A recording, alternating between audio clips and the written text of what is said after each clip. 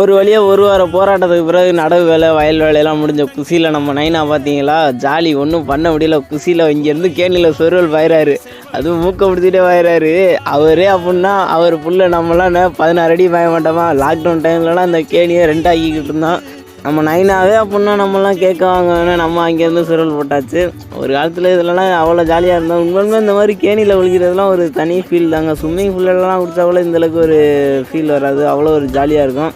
ஒரு காலத்தில் இதிலலாம் கிட்டத்தட்ட 20-30 வயதில் இருந்தால் எல்லாம் இப்போ அவன் ஒரு சைடு வேலைக்கு விட்டாங்க. நம்மளே அடுத்த 2 நாளைக்கு சென்னைக்கு போயிடும், அது ஒரு விஷயம். அங்கேருந்து நம்மளும் ஆடு மாடு மேய்க்க வந்தாச்சு மக்களே. ஆடு மாடு மேய்க்கையில் சரியான தாகம், வெயில் போட்டு மண்டையை பழக்குது.